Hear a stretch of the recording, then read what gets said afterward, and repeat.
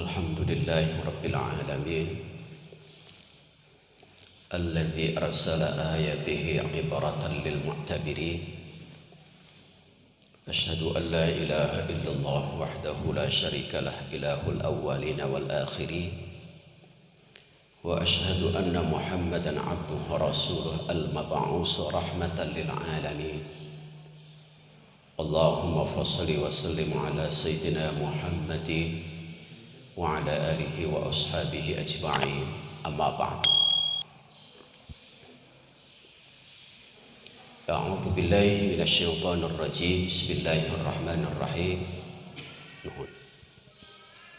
Qul inna salati wa nusuki wa mahyaya wa mamati lillahi rabbil alamin.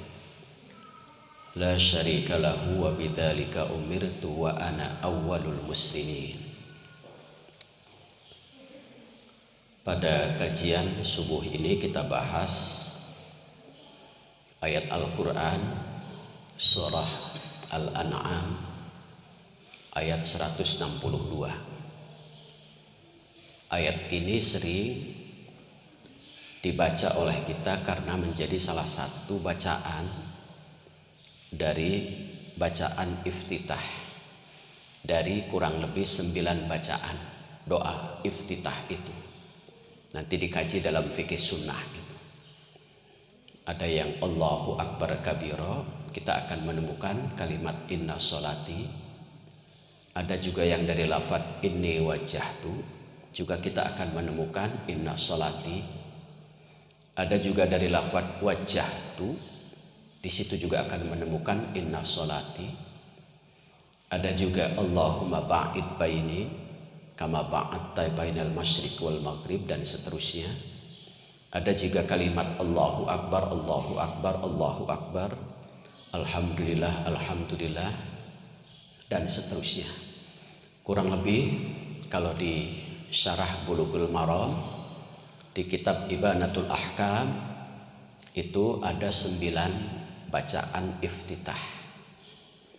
Makanya kalau Bapak menemukan bacaan yang berbeda itu jangan langsung menyalahkan, karena menunjukkan ilmu kita belum sampai kalau menyalahkan, atau menunjukkan bahwa buku itu belum dibaca. Maka jangan menunjukkan bahasa kasar nama kebodohan orang gitu. Jadi terang ge pura-pura terang we supados disangkina pinter gitu.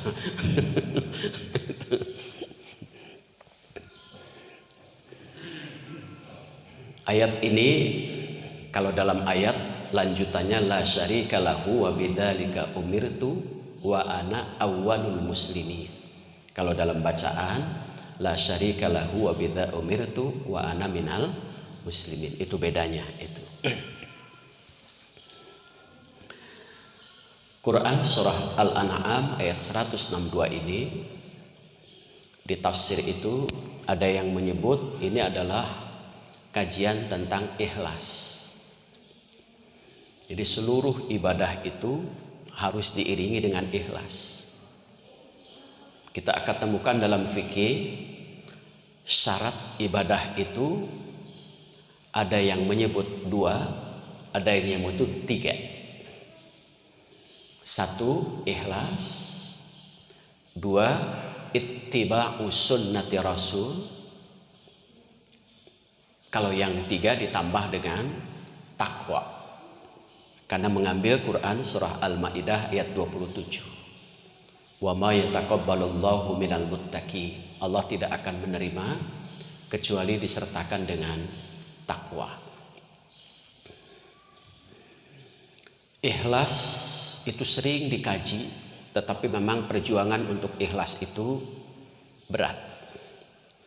Sampai-sampai kedudukan yang digambarkan oleh Quran, oleh Allah, ikhlas itu memiliki kedudukan yang paling tinggi. Allah menjamin kalau orang ikhlas tidak akan tergoda oleh setan. Surat Al-Hijr ayat 39 dan 40. Ketika iblis menghadap kepada Allah, qala rabbi bima aghwaytani. Ya Allah, karena sebab engkau tuh sudah sesatkan aku, maka la uzayyinanna lahum fil ard. Aku bikin semua dunia ini menjadi indah. Tetapi yang dibikin oleh iblis indah itu adalah bukan ketika sholat, ketika zakat, ketika puasa. Tetapi yang dibikin indah adalah maksiat. Orang tidak sholat indah, korupsi raos bisa enggal beunghar. Indah itu. Tetapi tidak korupsi saayana teras hirup teh. Gaji teh saya aya. Lami beunghar. Maka kalau kata guru saya, kalau orang bekerja ingin cepat kaya, itu orang gila itu katanya.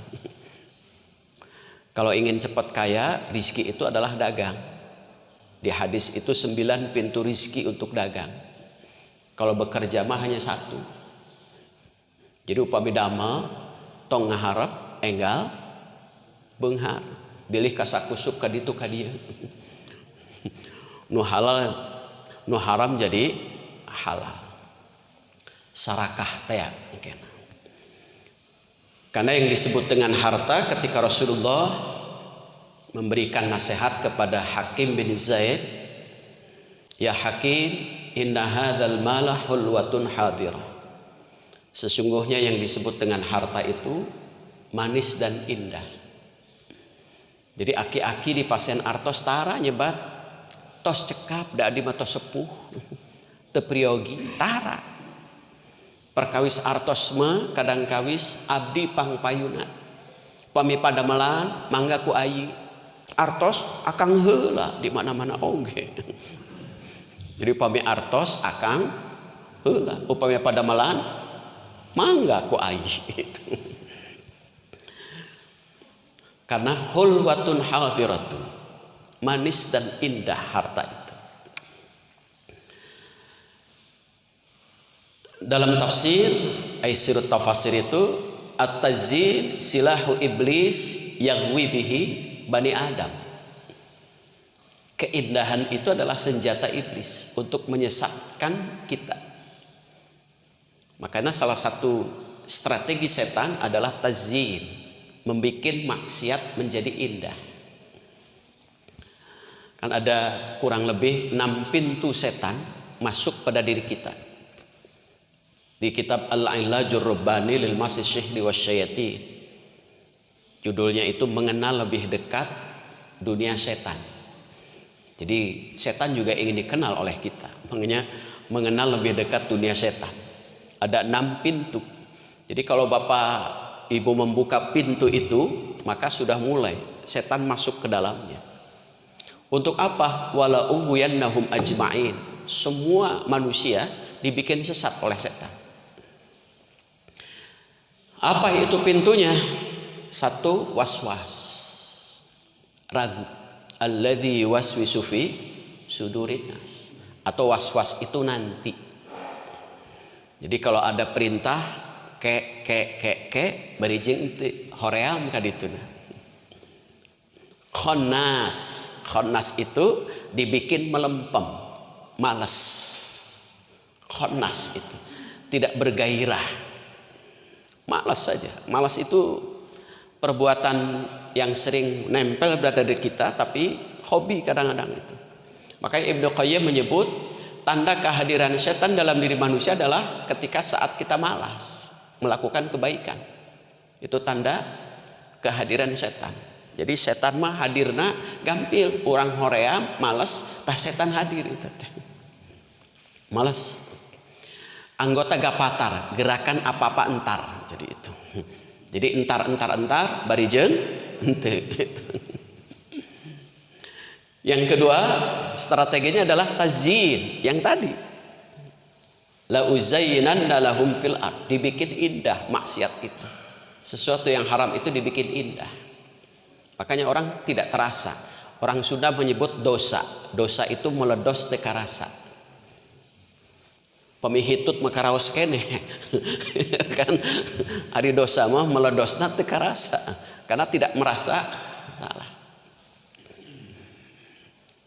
Makanya kalau Nabiullah Ibrahim alaihissalam ingat dosa itu pingsan. Kalau kita ingat dosa, cuek together itu. Ketika malaikat Jibril bertanya, ya Khalilar Rahman, kenapa kekasih Allah kau pingsan? Saya ingat dosa. Kenapa? Padahal sudah ada jaminan. Dengan ingat dosa, saya takut azab Allah. Dengan takut azab Allah, saya semakin dekat. Iya mah takut azab Allah, tetapi lebih takut daripada corona. Ketika berita tentang azab, cuek together. Berita tentang corona luar biasa, masya Allah. Yang ketiga adalah takhwif, ditakut-takuti. Mau zakat ditakuti bisi miskin, infak bisi kurang, sedekah uang 10.000 kirang. Matak kalau infak dengan 10.000 begitu merasa besar, tetapi ketika di mall membawa uang 100.000 merasa kecil. Matak kalau bapak ibu punya uang 10.000, lebetna ulah ka mall alit itu teh artosna. Lebetna ke masjid tah kenceleng lebetkeun insyaallah ageung itu teh. Ageung pisan. Matak 100.000 dengan 2.000 bertemu. Dialog. Kata 2.000, 100 kok si kamu mau gagah bersih hidupnya? Iyalah, sedangkan kamu mau kumuh kotor. Kata 2.000, bagaimana saya tidak kumuh? Orang saya setiap orang ada saya. Setiap orang, dari mulai pengamen, pemulung, saya ada. 100.000 belum tentu. Terus 100.000, kamu hebat, gagah dan besar, tapi malas ke masjid kamu mah. Saya 2.000 alhamdulillah, walaupun kecil rajin ke masjid. Rajin ke masjid alhamdulillah itu. Bukan hanya masjid 2.000, dari mulai langgar itu, musola sampai masjid besar 2.000 ada. Kalau di sini di Mukhlisin, wallahu a'lam 100.000 itu. Jadi luar biasa kecil tapi luar biasa 100.000 itu. 2.000 itu. Makanya takhwif, ditakut-takuti itu. Kemudian yang keempat, tamanni. Apa itu tamanni? Punya keinginan tapi angan-angan kosong. Jika nunya bapak punya niat mau tahajud, set alarm. Ketika jam 3 kring cari, dimatikan. Itu tamanni. Jadi setan menggoda supaya niatnya itu tidak terwujud, hanya angan-angan saja. Angan-angan kosong. Itu. Makanya jangan ditunda-tunda. Saufa itu tidak baik itu, menunda-nunda itu amal soleh. Kenapa? Karena iblis mengintai, setan mengintai, menunda-nunda, khawatir rubah niat. Itu kalau sudah rubah niat, mau zakat nggak jadi. Komo upami aya kabutuh canak we heula sakedik, canak heula sakedik bari jeung saeb tungtunan teu we. Jangan tunda-tunda, tamanni. Kemudian yang kelima, saddun. Dia halang-halangi. Dengan apa? Satu yang menghalangi kita, malas. Penyakit malas itu masya Allah itu luar biasa. Malasnya bukan main.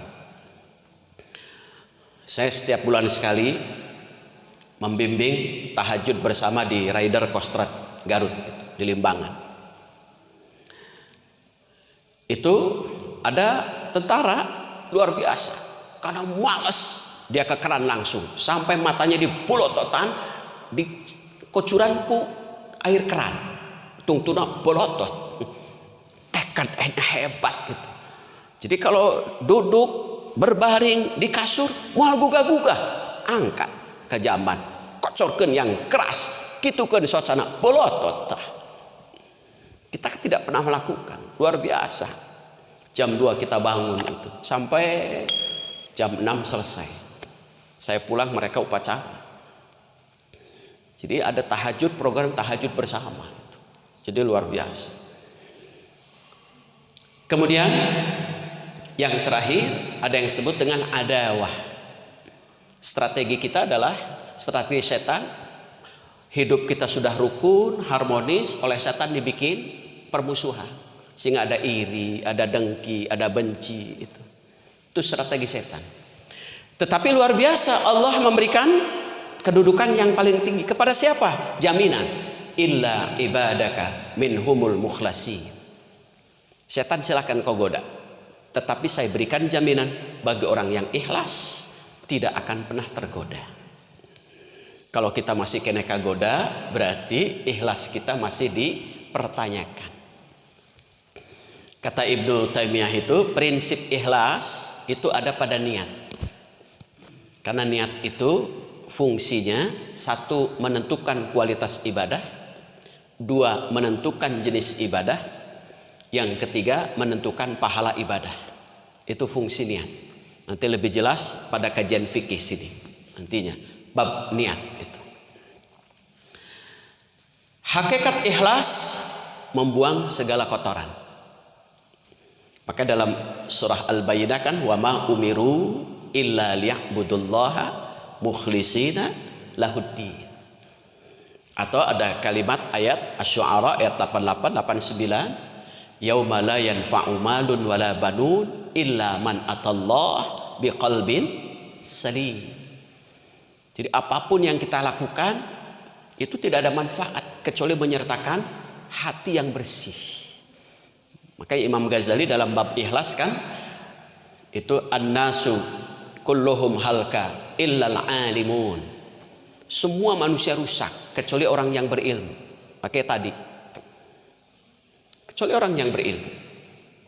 Maka dalam doa Mu'ad bin Jabal yang diwasiatkan oleh Rasulullah tidak boleh terlewat Allahumma a'inni ala dzikrika wa syukrika wa husni ibadatik. Wa husni ibadatik itu adalah sempurna ibadah. Sempurna ibadah itu tidak bisa dengan yang lain kecuali dengan ilmu. Kemudian wal alimuna kulluhum halka illal amilun. Orang yang berilmu juga rusak kecuali orang yang mengamalkan. Maka dalam hadis al-ilmu ilmani, ilmu itu dibagi dua. Yang pertama al-ilmun nafi'. Al-ilmu fil qalbi fadzaka al-ilmun nafi'. Ilmu yang nempel dalam hati. Pantulannya adalah perilaku yang baik. Dalam tafsir laisal alim bikasratir riwayah. Tidaklah dinamakan orang yang berilmu hanya sekedar pandai bertutur kata. Saya tidak disebut orang yang berilmu hanya pintar pidato ceramah. Tidak. Pintar diskusi, pintar seminar, pintar jadi narasumber, pintar berdebat. Bukan. Awil kitabah. Atau bukan orang yang berilmu hanya sekedar pandai menulis makalah, menulis jurnal, bukan. Tetapi apa yang disebut, yang dinamakan orang yang berilmu? Walakinnal alim al khasyah. Yang disebut orang yang berilmu itu ilmunya digunakan semakin takut azab Allah. Bagaimana cara orang yang tanda orang yang takut akan azab Allah? Hatta yura ibadatahu. Lihat statistik semakin meningkat ibadahnya, bukan semakin turun. Kuliah di UIN, sholat subuh dijama dengan sholat duha, bukan orang yang berilmu itu. Sholat subuh dijama dengan sholat duha, padahal kuliahnya di UIN misalkan. Bukan orang yang berilmu, baru dapat ilmu, baru selesai sekolah. Itu. Jadi meningkat ibadah. Yang kedua, wa khuluquhu. Lihat akhlaknya. Akhlaknya, makanya orang tua kita bilang ilmu padi semakin tawadhu, bukan semakin sombong dengan ilmunya. Bukan semakin sombong seperti iblis, pinter tapi untuk kesombongan.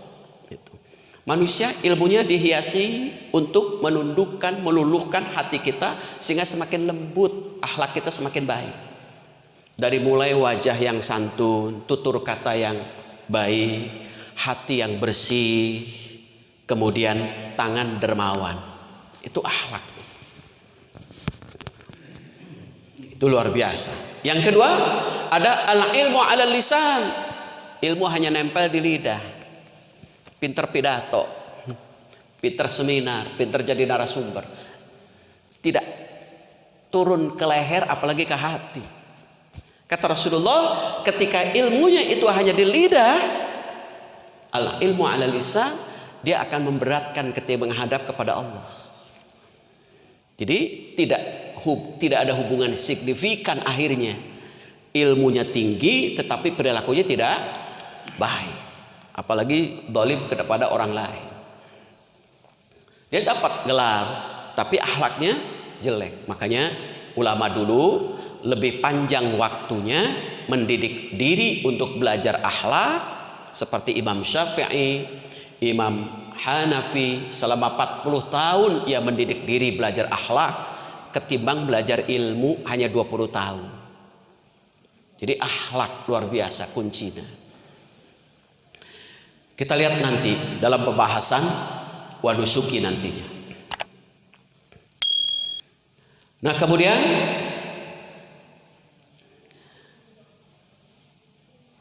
yang kedua, qul inna sholati wa nusuki wa mahyaya wa mati lillahi rabbil alamin, itu berkaitan dengan kurban yang dilakukan oleh Nabiullah Ibrahim alaihissalam.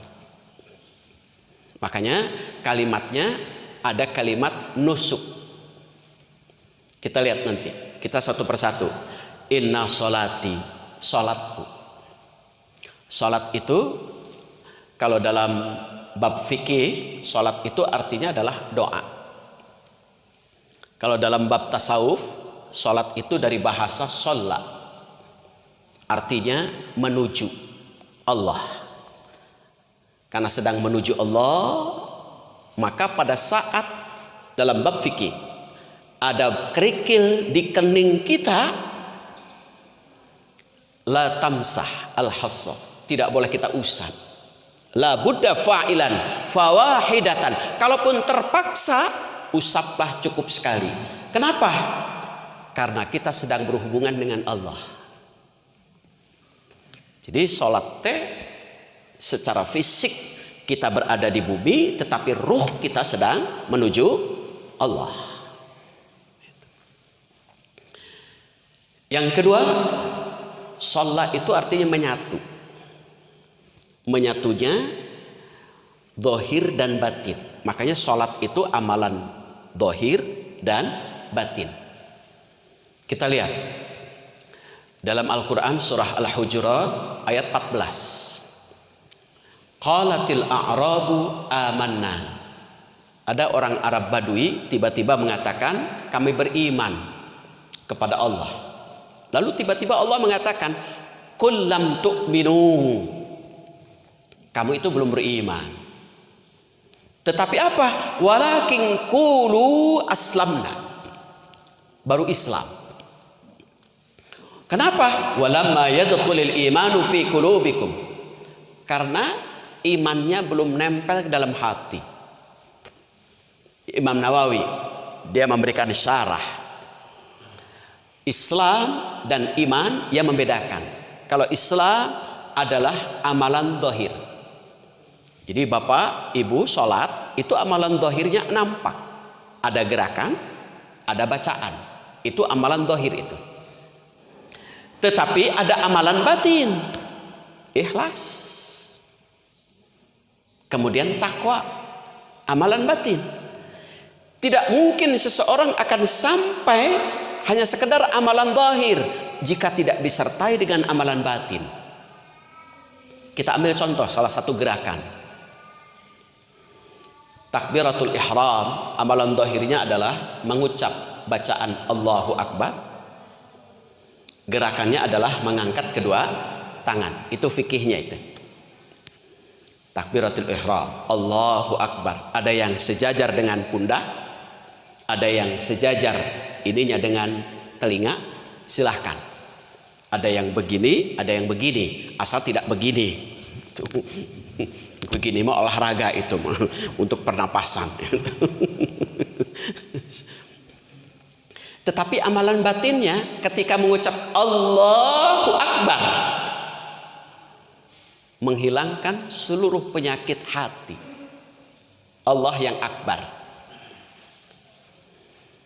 Makanya dalam Quran surah Al-A'raf ayat 40 itu, innal ladzina kadzdzabu bi ayatina wastakbaru anha la tufattahu lahum abwabus sama wa la yadkhulul jannah. Orang-orang yang mendustakan Al-Quran dan ia sombong. Lihat, sombong tuh. La tufattahu abwabus sama, pintu langit tidak akan terbuka. Wala yadkhulul jannah, surga pun menolak. Kita lihat dalam Quran ayat terakhir surah Az-Zumar yang sering dibaca. Wasiqal ladzina kafaru ila jahannam zumara. Orang-orang kafir berbondong-bondong digiring itu ke neraka jahanam. Kemudian hatta idza ja'uha futihat abwabuha. Pintu neraka jahanam terbuka dengan sendirinya, seperti kita di mall berdiri tret. Malaikat bertanya, wa qala lahum khazanatuha alam ya'tikum rusulun minkum. Hai orang kafir, apakah rasul tidak datang kepadamu? Pertanyaan yang kedua, yatluna ayati rabbikum. Apakah ayat-ayat tidak ada yang membacakan? Wa yundzirunakum liqa'a yaumikum hadza, atau tidak ada para ustadz, para ulama yang memberi nasihat pada kamu? Mereka menjawab, qalu bala, sudah semuanya datang kepada saya. Walakin haqqat kalimatul adzab, tetapi mereka mendustai sehingga adab yang ada. Apa kata malaikat? Qila dukhulu abwaba jahannam, masuk kamu ke neraka jahanam. Khalidina fiha, di ujungnya apa? Fabi'sa maswal mutakabbirin. Itu neraka jahanam bagi orang-orang yang sombong. Luar biasa. Makanya Allahu Akbar meruntuhkan semua penyakit jaim. Kan sekarang sedang ngetren musim jaim. Jaga image. Sombong. Sombong itu penyakitnya dari iblis, ditularkan kepada siapa? Fir'aun, sombong karena jabatan. Qarun, sombong karena harta. Itu. Ummu Jamil, sombong karena cantik, banyak perhiasan. Abu Lahab, sombong karena gagah, kasep, banyak uang. Yahudi, sombong karena pinter. Miskin bodoh, tidak ada contoh sejarah sombong. Ges miskin bodoh sombong, hirup deui tah. Aduh, masya Allah itu mah. Tengtingan itu mah, tulus tunjung itu mah. Tidak ada contoh itu. Meruntuhkan. Makanya amalan batin di situ. Kemudian amalan batin yang kedua, ruku. Ruku itu simbol untuk membuang penyakit ananiah dan ininiah. Apa itu ananiah? Penyakit egois. Ininiah, penyakit hati. Kalau dalam fikih, ruku itu membungkukkan badan. Sampai Rasulullah ada anak cucunya masuk ke sini tidak akan pernah jatuh. Jadi kalau Bapak ingin benar sujudnya, ukur saja air simpan di dalam badan kita. Kalau tidak jatuh berarti sujudnya sudah benar, lurus itu. Kalau masih jatuh berarti belum lurus. Persis seperti belajar supir. Kalau supirnya halus, simpan gelas di dashboard. Supir. Kalau murag, itu berarti supirnya kasar.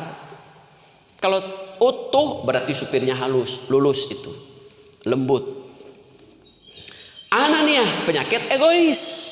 Ininiah, inin, penyakit sombong, angku, iri, dengki. Lalu sujud. Sujud, kalau sujud fikih, sujud rukunnya kening, hidung, ya kan? Kemudian tangan, telapak kedua tangan, kembangkan, kemudian lutut, kemudian seluruh jari-jari diitukan. Sekarang di masker karena memang hukum darurat.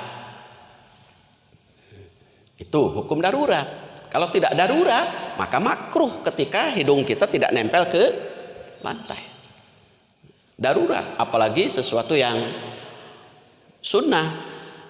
Yang haram saja kalau darurat boleh. Dalam rangka apa? Wala tulqu biaidikum ila tahlukah. Jangan menjatuhkan diri kita dalam kerusakan. Itu. Mudah-mudahan dengan prokes kita ini kita dilindungi oleh Allah Subhanahu wa taala. Baik ikhtiar maupun doa itu. Jadi doanya jangan lupa. Ikhtiar kita terus ikhtiar. Nah, dalam hadis batinnya itu apa? Ma aqrabu alaihil abdu wa huwa sajidun. Simbol sujud adalah dekat kepada Allah. Lalu ada sebuah pertanyaan, bagaimana mungkin kita akan dekat kepada Allah penyakit ananiyah dan ininiyah masih nempel? Ananiyah itu dan ininiyah harus dihilangkan saat ruku. Karena untuk apa? Persiapan dekat kepada Allah. Itu model strategi lah, semacam haji mah kenapa harus ke Mina? Strategi untuk melawan setan. Jumroh, Aqabah, jumroh ula, wusta, Aqabah. Jangan sampai ketika batu dilempar 1 kali, 2 kali, 3 kali